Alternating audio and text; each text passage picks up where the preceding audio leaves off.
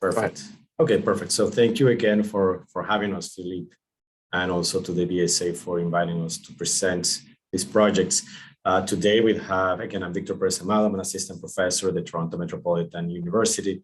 And today we have with us Leora Klein, Master in Urban Development, Francis Grout Brown, Master in Urban Development, and also Sam Casula, Master in Urban Development as well.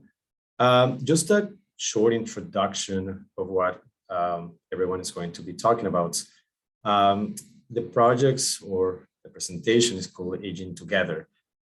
Together with the TO capital, because that's basically Toronto, where we're coming from, but together as well, because we are all going together in this journey.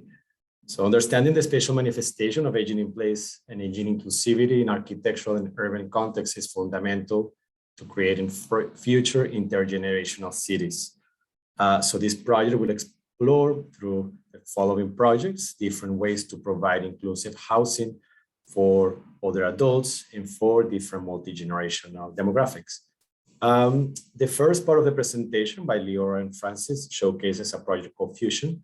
This is a winning submission for the Urban Land Institute Gerald Hines International Student Urban Design competition in Kansas City. This affordable mixed-use development was designed around two key pillars, connectivity and resilience. And the project's pivotal piece is an iconic community center with housing for older adults, contributing to an inclusive multi-generational space that brings people together. And then the second part of the presentation by Sam Casula will address solutions for the lack of inclusive multi-generational housing for 2S LGBTQI+ in demographics in Toronto, especially those that identify as queer, trans, or two-spirited. This project will frame how heteronormative ideals of relationships and family functioning have influenced the development of housing opportunities and services for older adults. And this presentation can be more on point because today it is the International Day Against Homophobia, Transphobia, and Biphobia. So I'm really excited that this happened exactly as well for a talk for today. So with that said, I will leave the floor to Francis and Leora first, and then we'll go with Sam. That sounds great. Thanks so much, Victor. I'm just going to share my screen and just confirm that everyone can see the presentation. Good? Yes, we're good. We can Go ahead. see it. Awesome. All right. Okay, so good evening and thanks again so much for having us. So my name's Leora and I'm here with Francis, and as Victor said, we've just completed our master's in urban planning. And we had this really unique opportunity while we were completing our master's to kind of plan this hypothetical development as part of a student design competition. So ultimately, we looked to develop this site that attracted people of all ages to live and use the space and age together. And that's what we're here to speak to today. So we threw together a quick agenda just to provide an overview of what we're looking to cover. We'll start off with just a bit of context on the competition and our team, and then we'll speak to the site that we created. We'll speak to our vision and aspirations for creating a diverse and inclusive and sustainable community and how we brought those to life in all different aspects throughout the site, from housing to public space to urban agriculture. And what was neat, I guess, about this experience is that a design competition that was, hypothetical really allowed us to be aspirational and let our ideas and creativity run wild and what kind of could be for how, people live and age together. But it is worth noting that our design was paired with a pro forma. So we were considering all the financial implications of our decisions throughout the process to help really keep us grounded in reality. So I'll fly through this, but just wanted to provide a bit of context on the competition. I think the most notable thing to mention is that the competition was entirely hypothetical, and it was only 2 weeks long. So though there was a ton of thought and detail that went into this, we were very limited in our timing. The competition is run by the Urban Land Institute, and each year they choose a really large underutilized site to be redeveloped. And for this competition, the site was in Kansas City, Missouri. It was about 16 acres of parking lot in the downtown core, and it really posed an incredible development opportunity. The objectives that they gave us were quite broad. It really gave us space to explore what the site could be. They essentially just asked for a site that had a catalytic vision. It, had the ability to provide a positive economic impact in both a local and regional context. They were looking for it to enable sustainability and resilience, and enable equity and provide affordable housing. And they also wanted us to consider the future of transportation as a part of it. So each team was made up of a collection of students from different schools across Toronto and different programs. Our group included students from planning, design, architecture, and an MBA student. And the diverse group really helped to mimic, a real world development context where you have all different consultants and specialists working together to learn from each other along the way. And I'll pass it over to Frances to introduce you to our team. Thanks, Lee. So there were 5 of us on the team. Leora and I studied at the Toronto Metropolitan University, formerly known as Ryerson University, and we studied urban development. Ro Tian and Chenny studied urban design and architecture at the University of Toronto, and then Yen Lin studied real estate and infrastructure at York University. And we were supported by a really great group of advisors, one of whom is Victor Perez Amato, who's on the call today. So thank you again, Victor. Next slide. Just to give some quick context to the site, just to show where we started from. So this was a fairly large site, 25 parcels of land across 8 city blocks. As Leora mentioned, it was about approximately 16 acres, of which the majority was surface parking lots, as you can see from the photo. We had to design around the affordable housing development that you can see kind of right there in the center. And then there was a small seniors home just to the north that we also had some flexibility with in terms of how to incorporate it into our design and what we wanted to do with the site. We looked at a lot of different demographics in the surrounding areas, and the one on the right is just to show you the age distribution between Kansas City as a whole and then the greater downtown area. So just to note, the most significant age group by far in the downtown area is 25 to 35 years old. This age group has increased by 45% since the 1980s in the downtown area, whereas the aging adult population in the downtown area has decreased during that same time. And Kansas City's older adult population, which they categorize as 65 years and older, is expected to nearly double over the next 20 years, showing a significant need for that population. And the last thing to note is just the site is located next to a major highway that kind of loops around the entire downtown area. So this site is quite significant in that it's the kind of symbolic edge of the downtown core. And next slide. So this is just a photo of the site looking kind of east towards downtown. Next slide. Just to briefly go over kind of the grounding design concepts. We wanted to ground it in connectivity, so how to better physically connect to the areas around it, but also how to connect into the surrounding social networks and demographics. And then the second grounding concept was resilience, so not only in terms of environmental, but also economic. In the bottom left-hand corner, you'll see a main feature was a pedestrian spine that runs across the entire site. So this made public space a key feature of the site and gave us lots of room to play with in terms of different spaces for different demographics. And then just to the right, you'll notice a small kind of red square in the map there. And this is a major transit center that connects regionally. So we really wanted to focus on linking affordable housing with transit accessibility.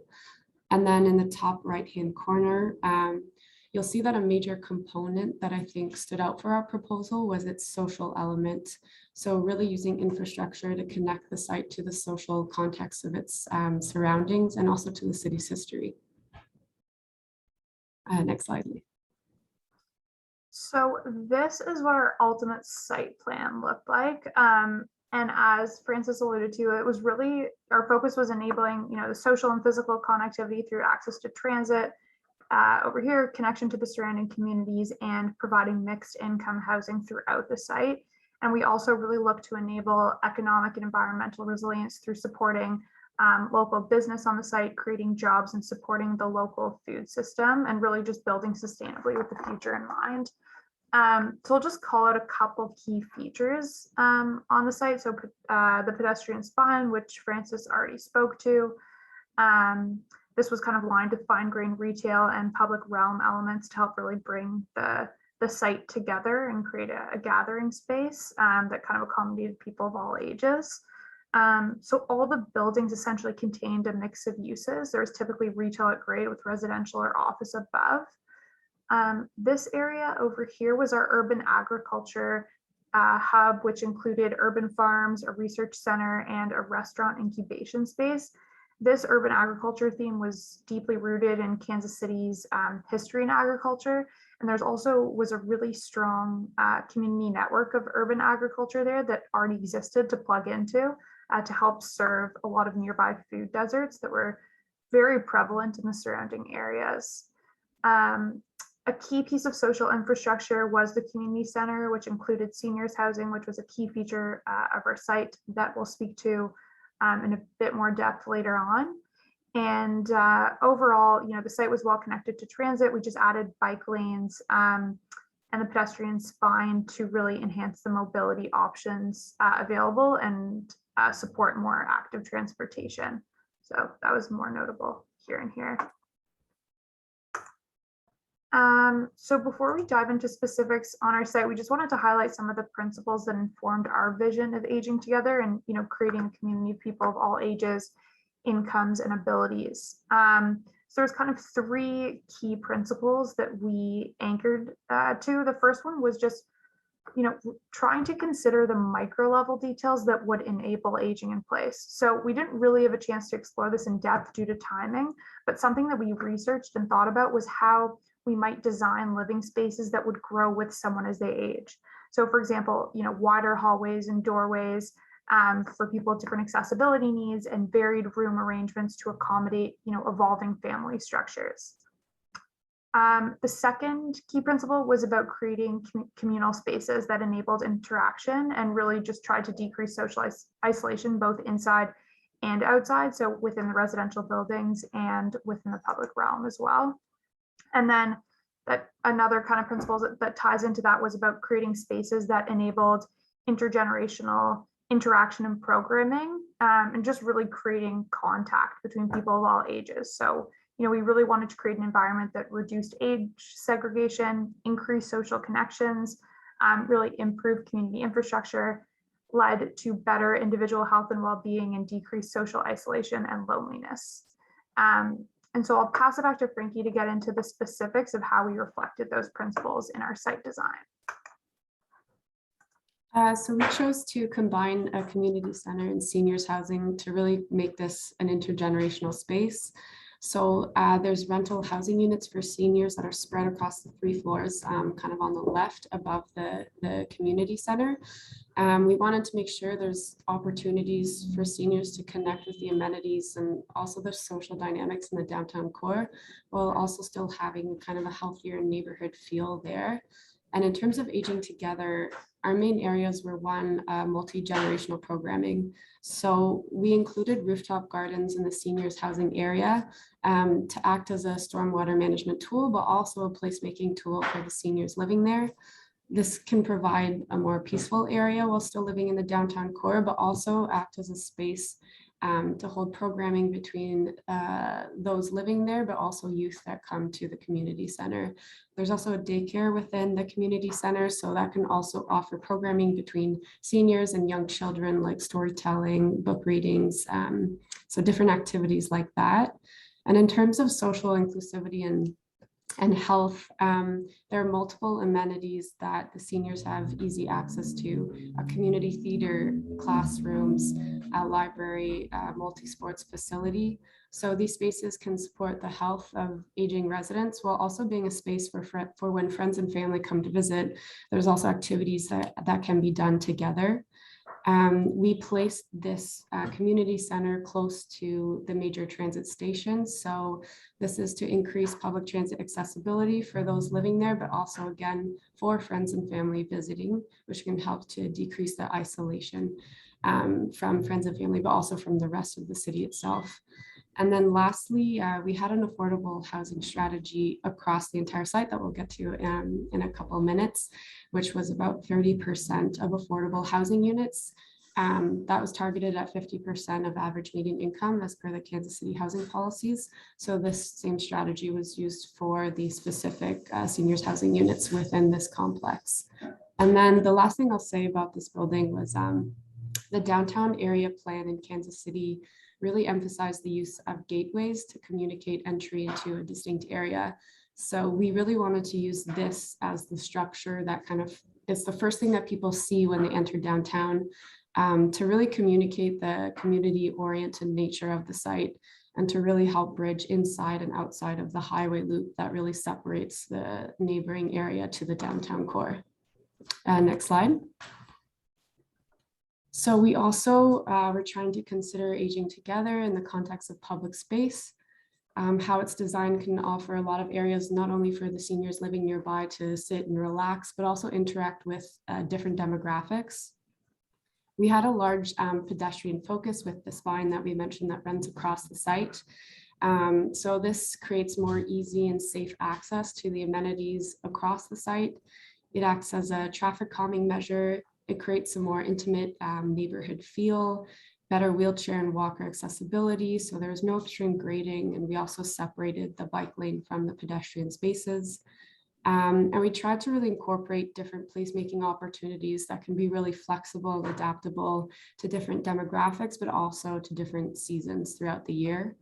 We had, for example, we had a parking garage that we used the side of it to act as a area to project movies or sports viewings with different seating already incorporated on the side of the spine.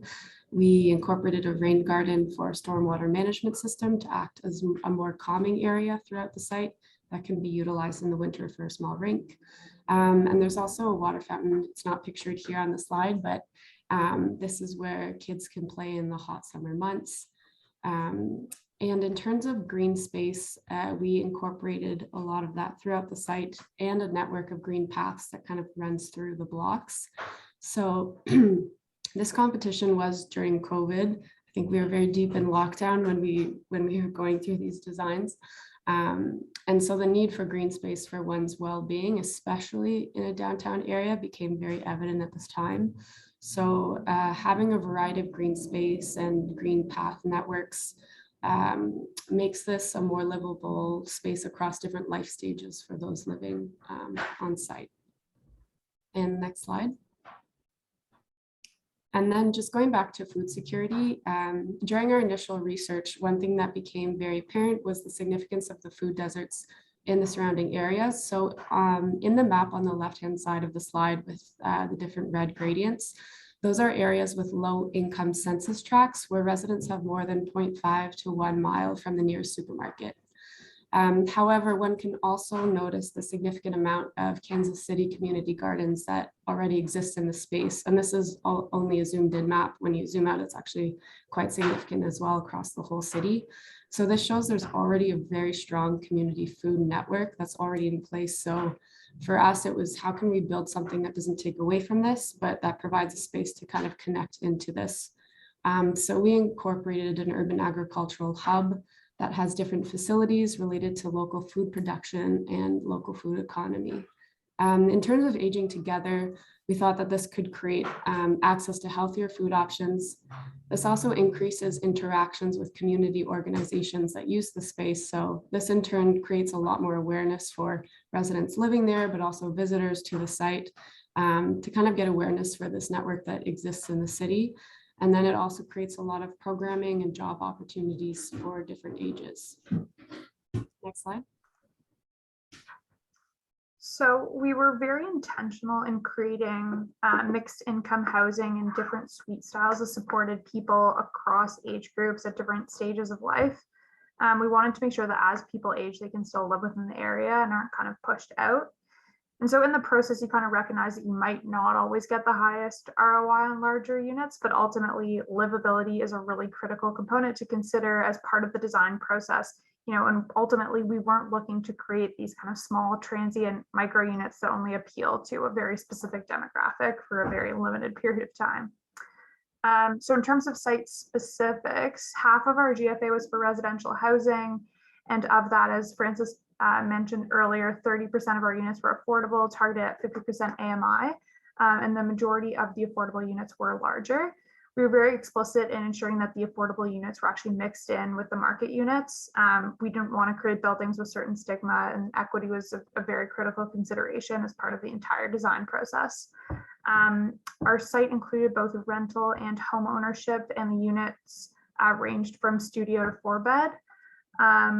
All the residential buildings were mixed use. They were aligned with necessity retail at grade, with the goal of kind of working towards a 15-minute community where essentially everything you need is in a 15-minute walking radius. So things like a grocery store, bank, pharmacy, gym, restaurants.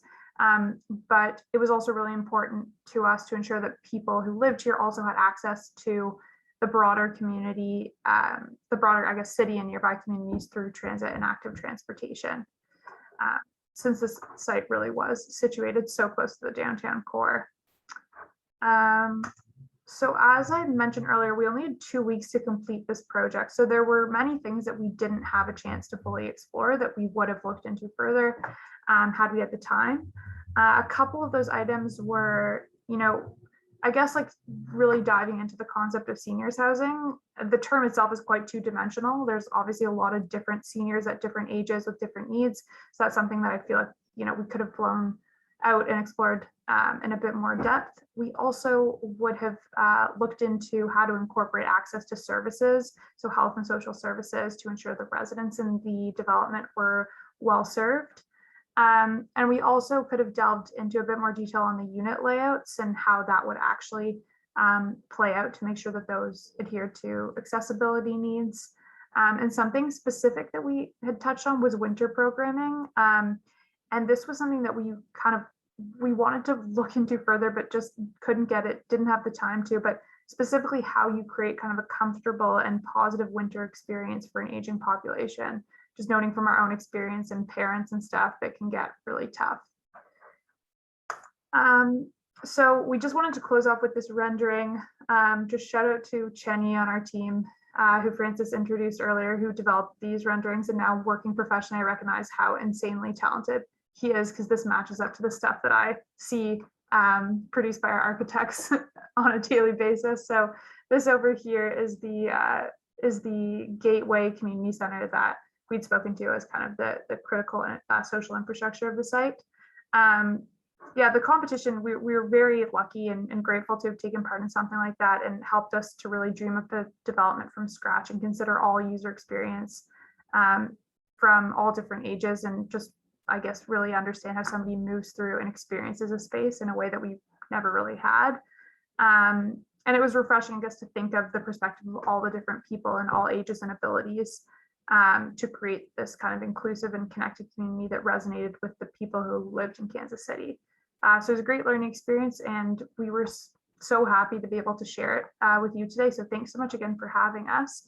And I guess happy to answer any questions now, or maybe we go over to Sam's presentation and do questions later. Victor, I'll defer to you on that. I think we can go both presentations, and then I'd have all the questions and answers at the end. Thank you, Leora and Francis, for showing us your projects. I have to say also that they won the first prize once again, because part of the main mission of their team was to look really into the demographic aspect of Kansas City. And again, that really resonated with the food, aging in place, aging, multi-generational constituents, and how you actually create a healthy society that you can rotate and move within one space without being pushed to the peripheries of the city. So thank you. With that said, welcome, Sam. We'll leave the floor to you.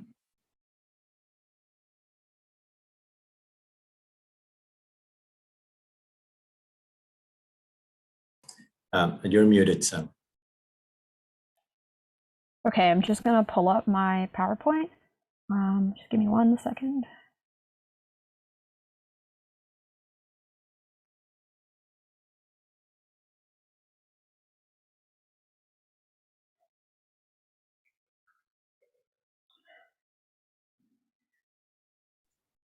Want to say a few words. I hope we can get some of the attendees' faces. It's always nice to present to people and not just names in black boxes. So just want to put this out there.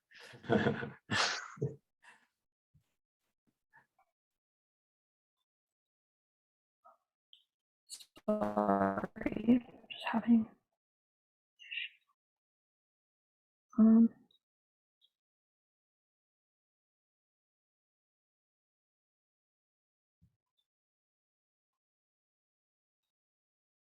Okay.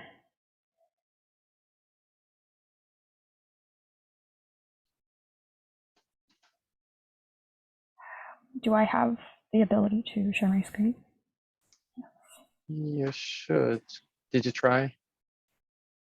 Oh, here we go. Perfect. Should be working. Great. Okay. Perfect.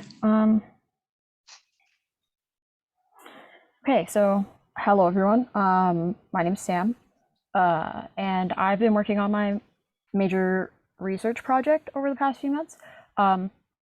Specifically, it is called Beyond the Village: Identity, Kinship, Space and Place of Toronto's LGBTQIA2S Community. And I've pulled a focus on aging specifically for this presentation. So I kind of have a primer, and then we'll go into some of what I have found about individuals aging.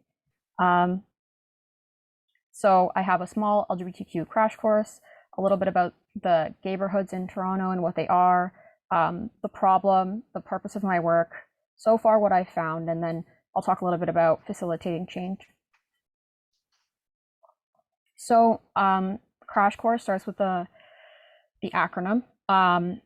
The acronym that I chose to use was LGBTQIA2S+, and I've put what all of those letters mean here at the bottom. There are a few other acronyms that people use. I tried to just pick one that was all encompassing. If I do this, are you still able to see it, or is it half screen? Is it still full screen? Sorry. We can see half screen with all the tabs of your computer. Okay.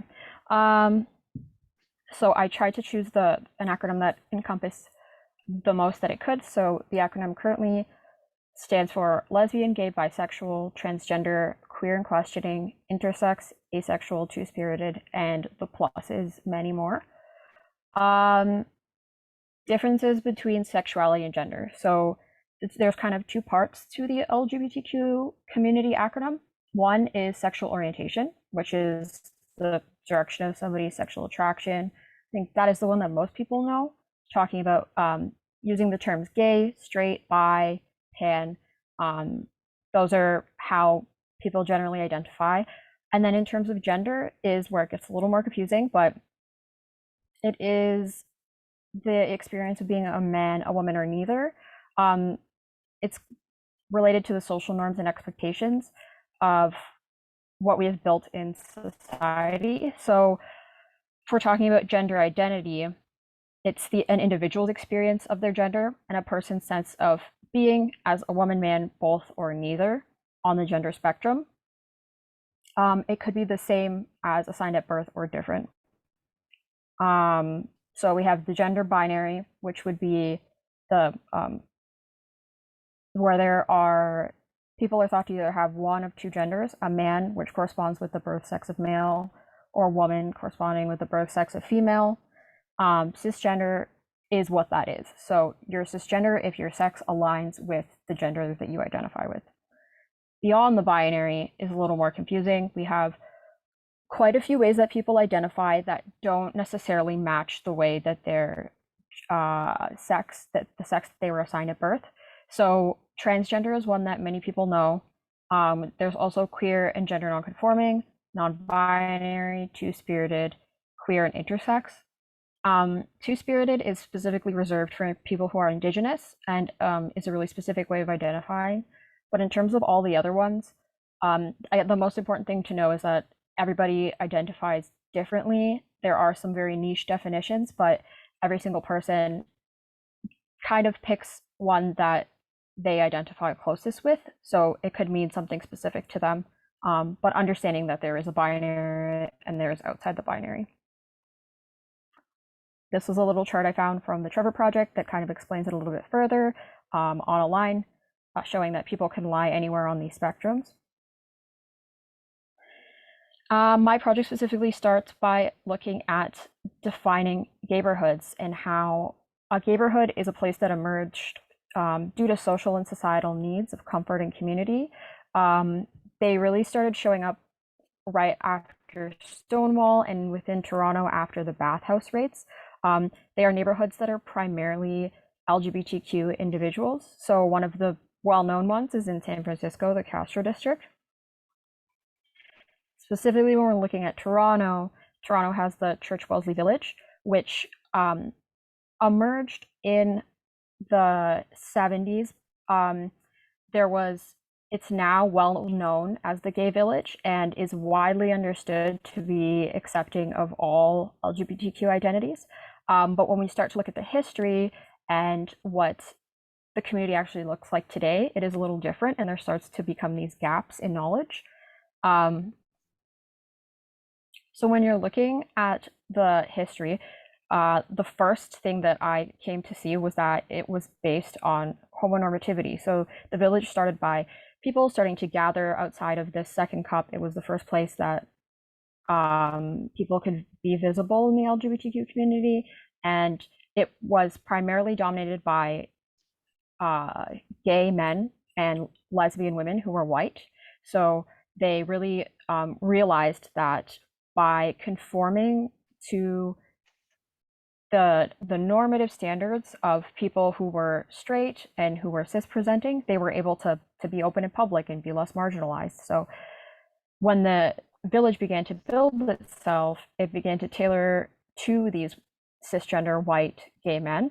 And a lot of people who didn't identify within that category were excluded. So anybody who wasn't middle class, who wasn't young, white, and anybody outside of the gender binary was excluded from the building of the village and are still currently not represented.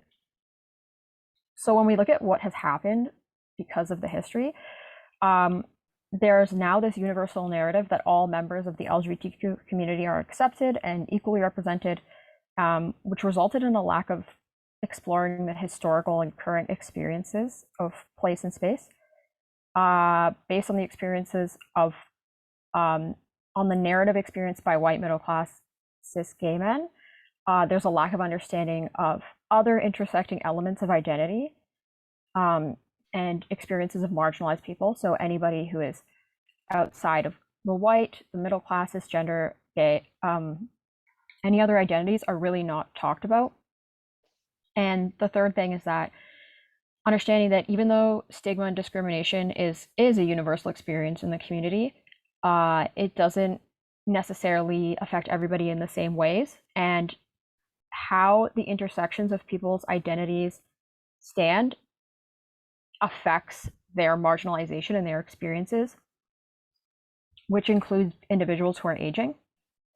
So LGBTQ seniors are marginalized because they are seniors. We don't know a lot of information about them. We don't know a lot of information about their needs, and that is because the current aging population is the first generation in Canada and also the US of openly LGBTQ individuals that are no longer marginalized by law, at least in Canada. In terms of housing, there are structural and systemic factors such as identities, age, poverty, racism, and other factors that can impact older LGBTQ individuals' choices to live in a certain space or their housing needs. So my project looks at spaces and places in which individuals currently exist within the city of Toronto and the neighborhoods in which they reside, the housing typologies in which they live, and the ways in which identity and kinship influence inhabitation of space and place. When I considered research, the first thing I did was look at any information that was out there in terms of literature. And specifically in terms of housing in neighborhoods, it primarily focused on long-term care and in-home care. So from this national survey, overall is to understand that there are 36% of people reported having negative housing related experiences, part of the LGBTQ community. 48 weren't comfortable discussing their sexual orientation with housing staff or landlords, and 32 were not comfortable discussing gender identity, while 78% of Canadians want to age within their homes. A lot of the discourse talked about how people were really uncomfortable with long-term care. They didn't feel safe disclosing their identity or being themselves. And there's also an affordability issue that is has a long-term effect on the LGBTQ community. So a lot of people can't afford to go into care or retirement. So when we're thinking about older care, especially for this community, we start questioning what that means. So what I started looking at was different models. So I looked at aging in place. I looked at, and then in terms of aging in place, it seemed like a lot of people wanted to, and one of the main issues was isolation. So what I have done here is I looked at the information that I could find across the city.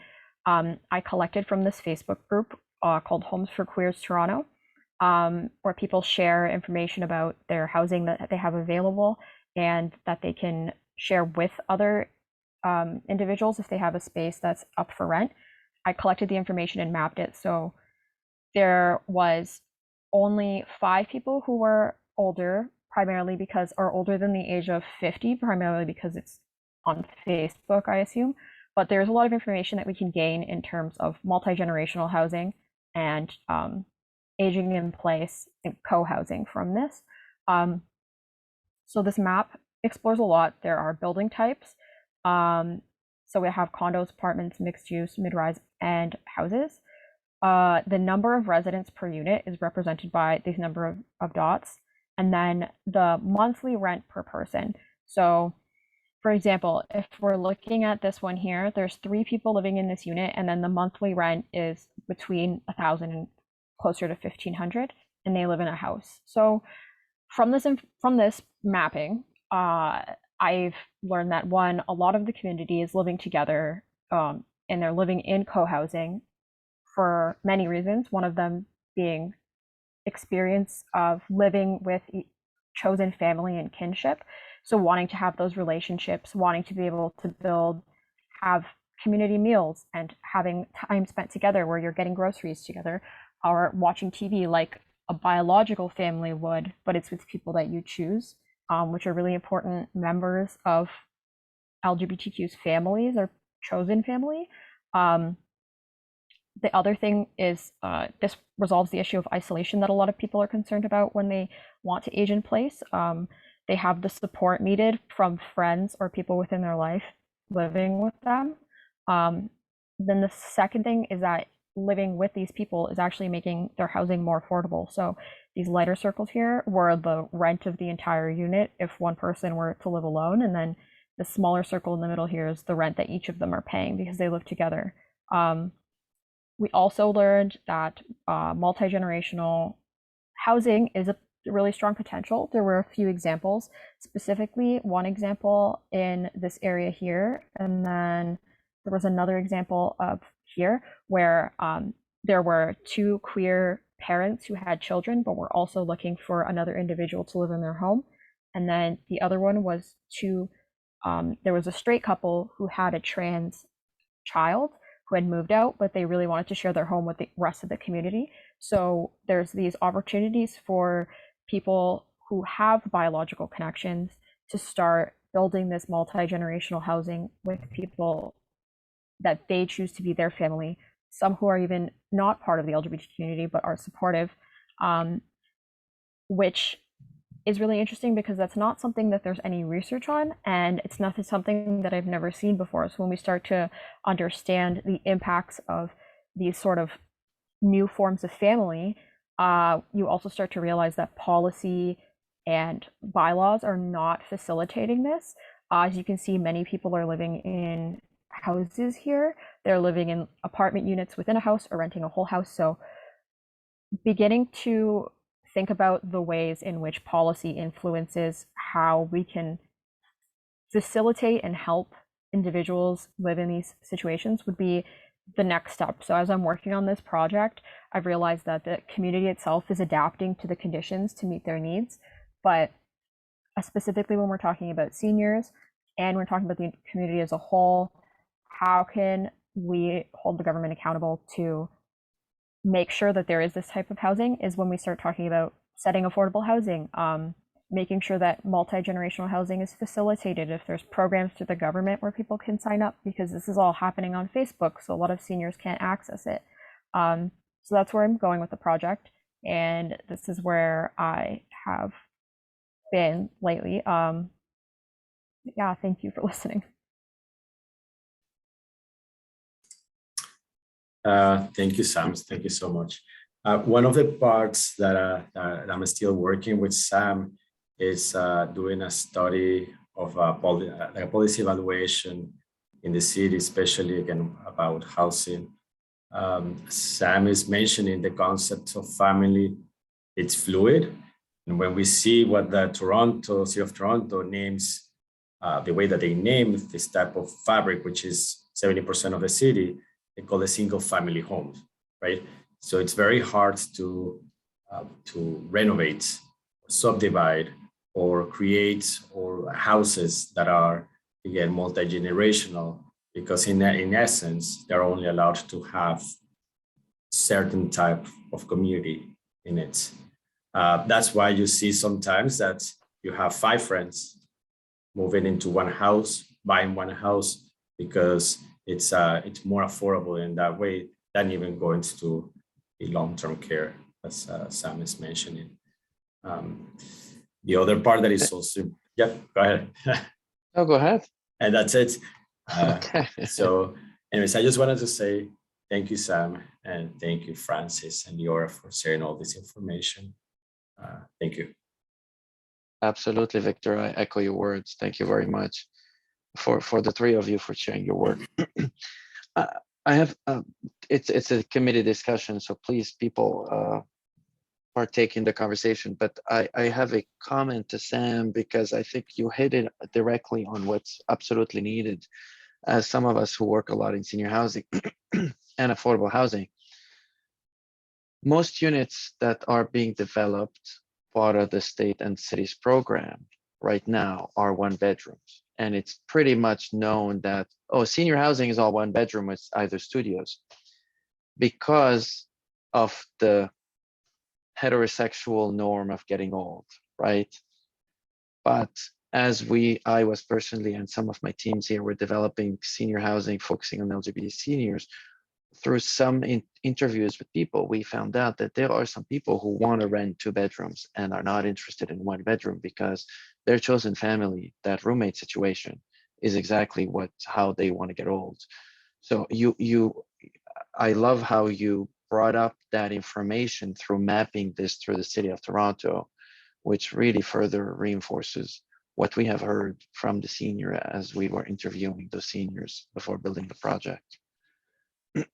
We've capped it in our project as a 2 bedroom, but based on the data that I'm looking at, you have like 3 and 4 people living together. And sometimes that's a household. Yeah, thank you so much for your comments. It's been really interesting. It's really not information that's tracked anywhere. It's not really looked into, and the gap is huge. So having the idea with Victor to use this Facebook page to kind of facilitate and gather information is really interesting, because this Facebook page exists across many cities have it. It started to pop up across different cities, and I think it's a really valuable resource into understanding what is happening and what we need to be doing, because otherwise there's nowhere to find this sort of information. I have a question for Liora and Francis. I love finding out through when you were walking through the design that the senior center and the senior housing is right in the middle. It's the prime property, it's right there. It's the gateway, which is not the case most of the time. When there is a planned development like your project competition, planned developments usually tend to locate senior housing right on the fringes because they're the least, generate the least income, let's say, and people think that they contribute the least to the society. But as you've paired it with the community center, it's kind of created a hub. Can you tell me how you came to that conclusion or realization that that's exactly in the center of that development that we want to put the senior housing? Leora, I can go first, and maybe you want to add anything if I miss it. Yeah, I think from the beginning, when we were talking about what we wanted on the site, I think the good thing about a design competition is we can say this is what we really want, and we'll figure out like how to make this work, which is maybe not always happening in reality. But it worked out very well in terms of also the positioning of where it is with the underpasses, with the highway, conditions of the site near the major transit center, and wanting it to be very representative of the site. So I think a lot of things came together and we really wanted it to be in that specific space. It kind of was always intentional, I think, from the beginning, and how to plan around it. And even phasing, we included it in our first phase of development and construction, and make sure kind of it establishes a presence from the beginning as well. I don't know, Leora, if you have anything else to add to that. The only thing I'll say is that, just to build on the phasing idea, so there was an existing senior site that was already on the property, so it was already in our mind that we wanted to make sure that that was included as part of the development. And then we kind of thought about, want to make sure these people aren't displaced. We want to make sure that the development is phased in a way that there could be new seniors housing that's developed in advance of the demolition of that seniors home. So it just became, it was almost intuitive that we would do it earlier on in the development. And then for a number of different, I guess, synergies that we spoke to earlier, just around the intergenerational programming, communal space, we didn't really want it to be a standalone building. We thought it made sense to try and integrate with an existing key feature of the development, which was the community center. So it actually just kind of came together nicely. Like, I don't really remember even, like, once we kind of decided to put it there, it was like perfect. We're just like, well, we don't understand why this doesn't exist in more places. And then obviously once we found that, we saw a lot of examples where that exists, more so in Europe than in North America. Yeah.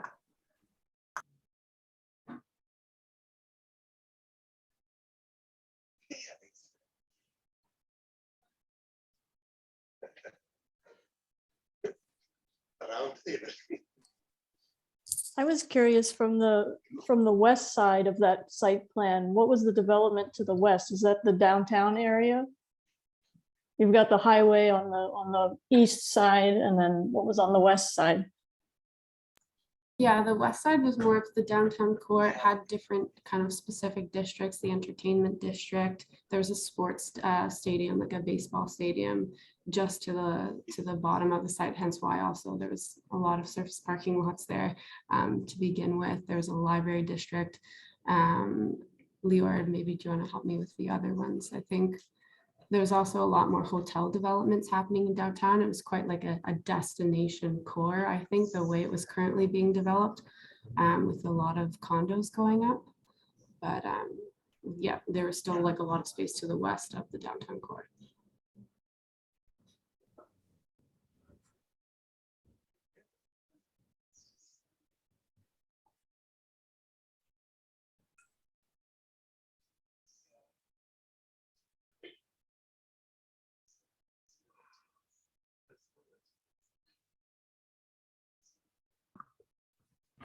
Can you hear me? Yeah, go ahead. A wonderful presentation. Thank you.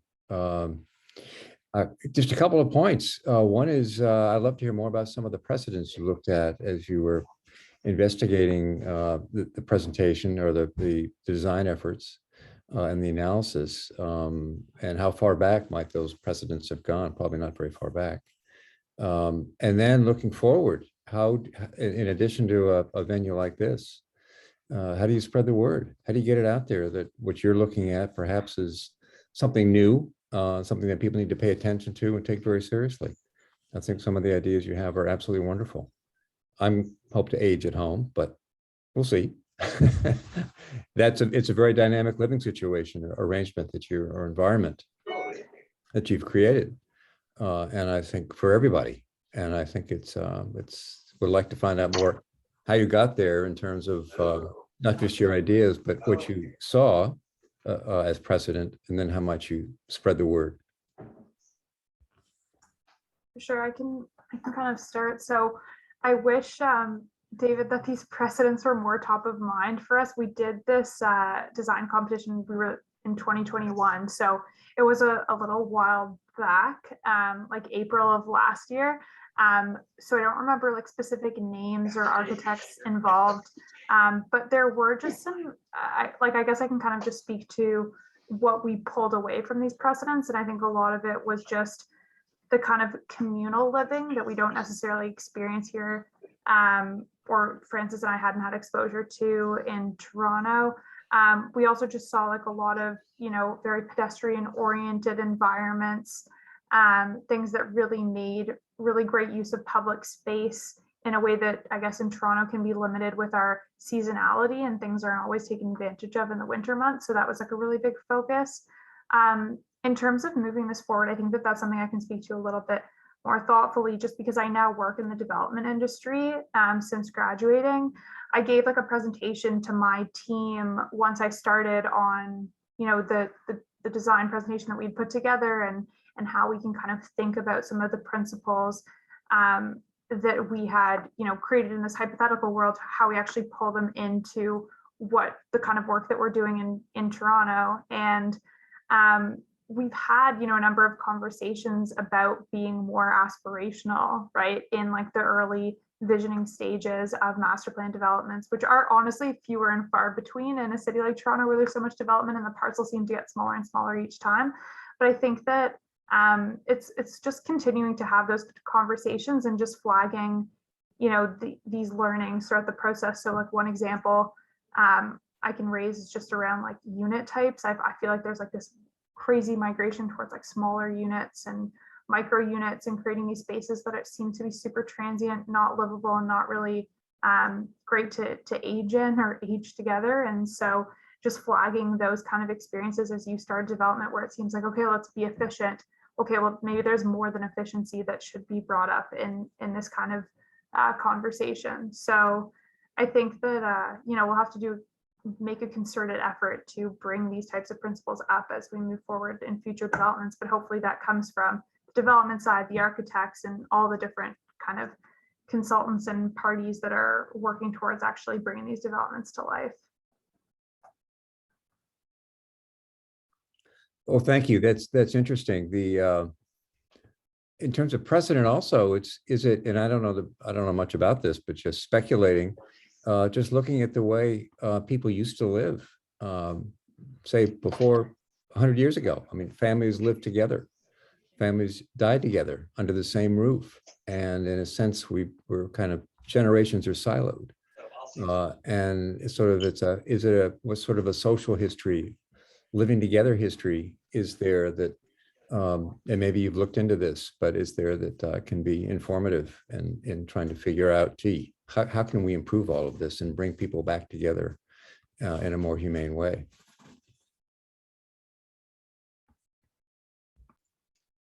Both your project, David, absolutely. Both these projects really have addressed urban and city environments that and have showcased as a resource to local governments. To me, I see both of these exercises and research are a resource for local governments, whether it's Kansas City or Toronto. Has this been put out there? Have any of the elected officials, mayors, representative, looked at the mapping data that Sam has been doing, or the intentional intergenerational community that Francis and Leora have put in that master plan?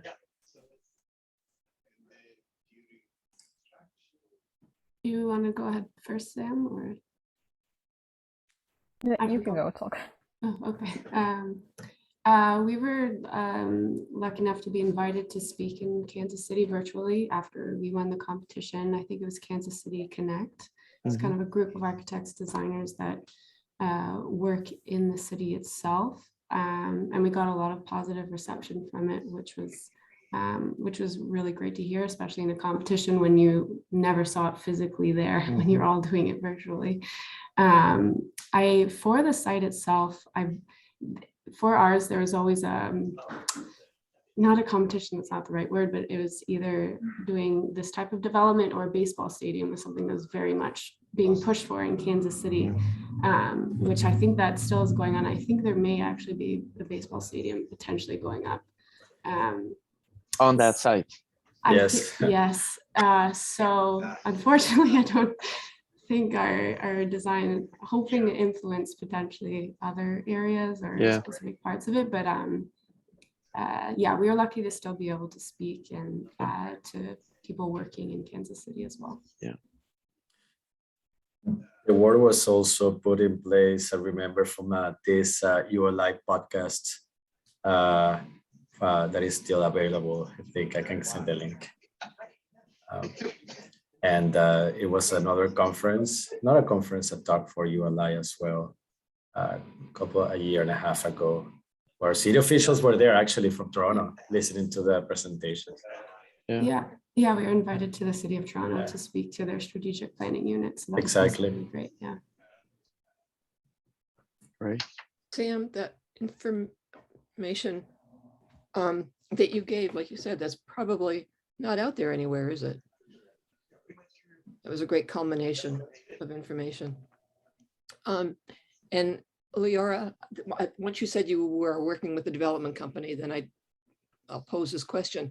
What's the affordability percentage requirement in Toronto? Do you know? So there's new regulation that was just introduced in Toronto under inclusionary zoning. So that's kind of the now mandated percentage. It hasn't fully come. It's like going to be, I guess, like enacted as of September 18th of this year. It is a kind of like staggered range. It's not across the board. There's like transition policy that it'll increase year over year, and it differs between affordable ownership, affordable rental, and condo and purpose-built rental. I literally have a chart in front of me, but it'll essentially get as high as, I think, 10. It's starting off around the 10% mark for condo, starting 0% for rental, just I guess to make sure that it's not cutting off incentives to build purpose-built rental, which is a little bit, I think, less. It's a bit harder to build in Toronto than it is in the US, based on my understanding, and it'll increase to as high as 16. I think around the 20% mark, and then purpose-built rental will be 5%. So yeah, it's like this whole staggered chart, but that's kind of like the variation in the climb over the next, I guess, 5 to 10 years. Yeah, that's low. So I'm glad to see that you were aiming for the 30%. Yeah, it's definitely not. It's not. There was like a lot of, I think, resistance in the community. Not resistance, but just like a bit of surprise that those were the percentage that were landed on. But I think a lot of it was just making sure that it wasn't going to stifle development and making sure that it was transitioned in, and then hopefully the percentages increase, I guess, year over year. Yeah, that's good. If it was a private developer, would it work better with a, I don't know, city? What am I getting at? Can't private developers get around the affordability percentage somehow, sometimes, because the town is offering them or the city's offering them an alternative? Or am I wrong? Philippe, do you know? Yeah, in Boston, sometimes, depending on neighborhoods, if developers can show that it's not suitable or feasible to keep the affordable units on site, they would pay for high dollars to offset those units to another neighborhood. Yeah. This doesn't have this doesn't have help with integration No, at all, and it's not the preferred method. But there has been some higher end neighborhoods in Boston where affordable housing is not integrated in the larger developments, unfortunately. I don't know if there's something like this in Toronto. wouldn't it be nice if Yeah. that policy could be written, or the regulations could be written so that they can't get away with that? Correct. Thanks, those great Yeah. presentations. Yeah.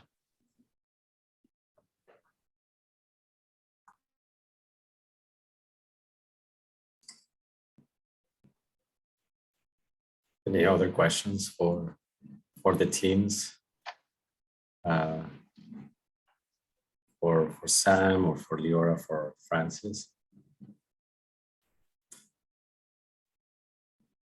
I want to echo one word that I think Leora, you said. So you will use the word intentional, and I think that is exactly what makes your projects, both of them, very important, because it's you guys at the educational level, you're starting to think about how we can make housing intentionally inclusive, intentionally affordable, which is a great start for you guys, your colleagues, to be able to learn those social principles of how we can start from the beginning, from a generation changing society. Housing is not just housing. Housing, location, size, affordability, all these matter in forming the urban environment. And it's really nice to see that a major university is investing in studios like these and supporting students to inquire. And I share your frustration about the lack of maybe precedents or data or enough things to base yourself on, because these are areas that are very understudied for generations. So thanks for pushing the envelope a little bit more towards the mainstream for people to think about LGBTQ housing, senior housing, intergenerational. I think it's an important topic. I always tell my students we are in these boats, and everyone needs a place, again, that it's inclusive, in a sense that this is for everyone, not for a certain percentage, or the ones that can afford it, or the ones that are conform to certain heteronormative standards, right? In the case, for example, of Toronto, which I find that it's similar to here, which Sam has touched upon, is that, again, the cities, almost like 70%, again, are houses, right? So the new fabric that is being created is not enough, not enough housing for the number of people living there, but also not enough adequate housing for the aging populations, for not even young populations or older adults population. They're just like minuscule apartments in these towers that do not offer the proper amenities, right? And then Sam is touching on that. It's like, what kind of urban environments should we create? What kind of social bonding and relationships should we look at, right? And how can we provide something that is important for everyone? And Leora, what I loved is, like, again, the creation of all these open spaces and community centers and gardens that bring people together. Because, as they mentioned, in Toronto, something that's not open space, like good quality space that brings people together. It's something that we are missing, right? It's a typical little park with a couple of swings and 2 benches, right? And a patch of long of grass. But what else can we offer, right? What other amenities can you put in a city that are actually socially rooted? It's very important. It's actually, Victor, you mentioned it's those neighborhood-based amenities, parks, housing that I think a lot of our cities are missing. It's those little impromptu spaces. Right. We have parks, they end up in the nicer neighborhoods sometimes, Yeah. or gated because of safety, right? I visited Atlanta most recently. The major park in the middle of the city is gated. They close it at night. There's police everywhere for safety. This is all questionable, but it's the little small parks in neighborhoods for people to gather and meet. It's the community housing where the seniors could live and stay in their neighborhoods is what I think our cities are missing. We Yeah. have bigger developments, but it's the neighborhood-based amenities that we would love to see more here Yeah. in Boston, and it seems like it's the same case in Toronto. Yes, exactly. Yeah. And I don't know if things are bylaws, that's and policy that needs to be changed. And it takes quite a long time. But I always tell also the students, is like, we look at these cities as, let's say, the little towns in Europe, right? Or the Netherlands, right? Where it's very well integrated. We love all these things, but once we try to implement them, we have all these bylaws that make them impossible. But everyone loves them still. So how can we create something that's that speaks towards that, and we can make laws that are flexible as well to create these projects. Correct. Anyways. We are close to the end. I just want to see if there's any closing remarks, questions before we. Do you have any questions for us, the three of you?